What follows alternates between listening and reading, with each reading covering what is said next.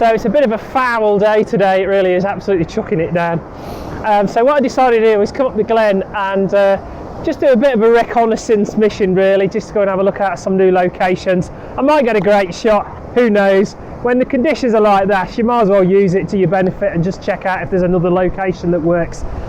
So I've come to the hidden or the lost valley here in Glencoe, and just down from that is a place called the Meeting of the Three Waters. And then as you move up the Meeting of the Three Waters, there's a little snake-styled river that comes on down as well. So the plan is to get down to the Snake River, take a few shots there, and then go and try and find the Meeting of the Three Waters and see if I've got a good location there.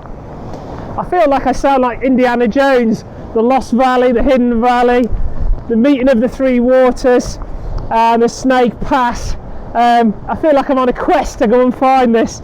So come and join me on the quest to go and find the Meeting of the Three Waters.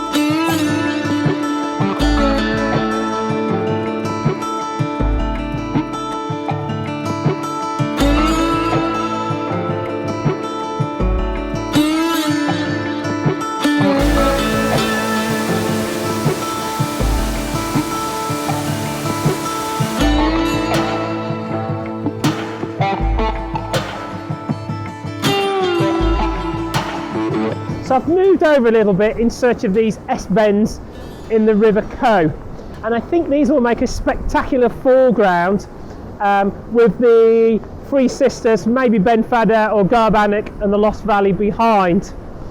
The water is in full flood because obviously all that water is coming from the snowmelt, so it's in full flood. I'll turn you around here and you can see what I'm looking at here. So I think this is where these S-bends are, and I'm going to head up there. So this is where I'm aiming, this S-bend in the River Coe. I have only ever seen one photograph of this, and I just thought it looked great potential as the waterfalls, plenty of foreground interest, and then the plan will be is to try and get one or two of the Three Sisters behind me in the back of the shot to give that sort of drama and depth to it. As you can see, this water is in full flood. This is snowmelt as well as heavy rain over the last few days. So yeah, it's pretty grim. So I'm really happy with this composition now. I think that works fantastic. I've got lovely foreground interest, and that river really does flow, and I've got some movement in the water because I've got the 6-stopper on. I've got to be careful of this gap here, because if I move, that gap is going to get smaller and I'm going to lose that movement and that flow of the river. If I move over a little bit closer, you'll see where I was the first location, and I could see that them two boulders are pinching. You can see them pinching there, and what that does is it's overlapping, and it almost acts as a barrier to the eye. So I need to get some separation, and that's the thing. If I don't, I'm not going to get the eye to move up to the mounting in the final shot.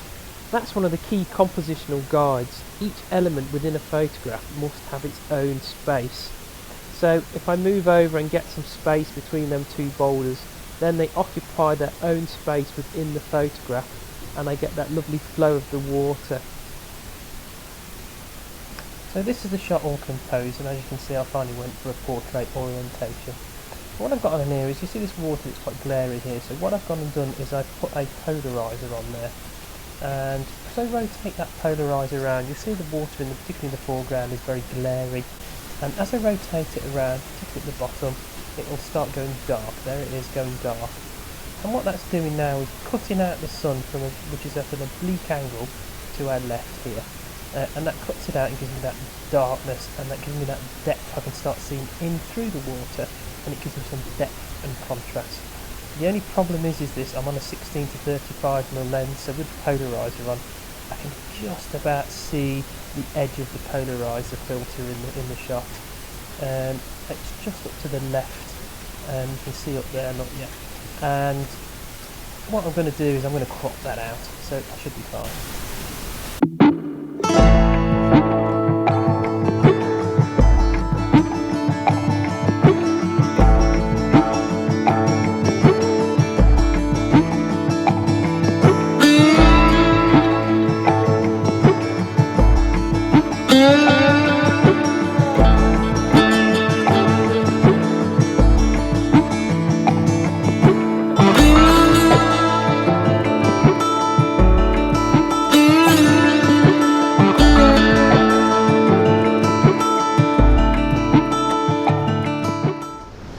So this area geologically is quite fascinating, and the reason being is we're down on this side here, and there is a what's called a dike, which is an igneous intrusion into the rocks about 400 million years ago, just over, and that's called the Glencoe dike swarm.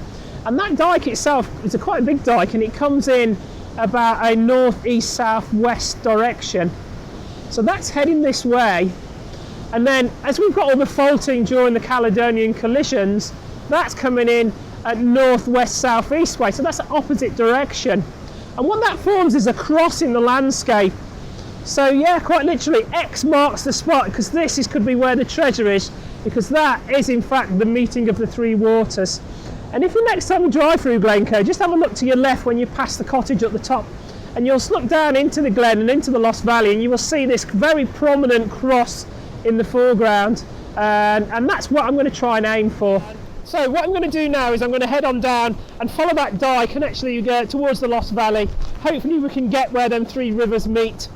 I've never ever seen a photograph of the meeting of the three waters, and if you Google images of Glencoe meeting of three waters, what you actually get is a waterfall which is about 0.5 kilometre further south from here.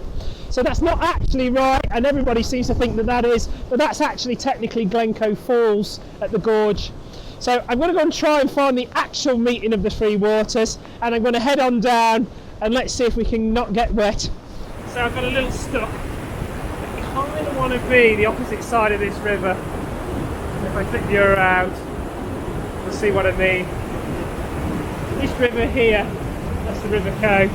And I want to be over there somewhere, because what I want to do is I want to try and see this waterfall.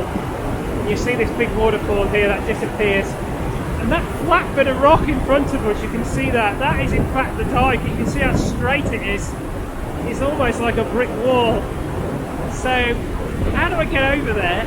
I know the three waters is over there. How do I get over there, and how do I see this waterfall? I think what I'm going to do is I'm probably going to have to head back up and then come up over that ridge and then work my way back down again.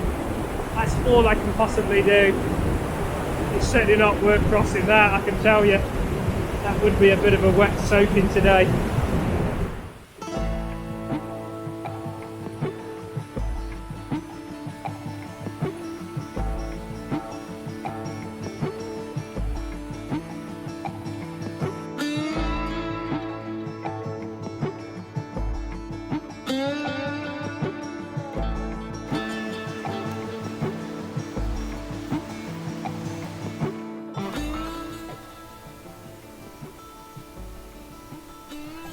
So I got the other side of the burn, and here is that waterfall, and as you can see that is some drop to get down there, so I would never be able to get a decent image. Here's a quick one I took on my phone.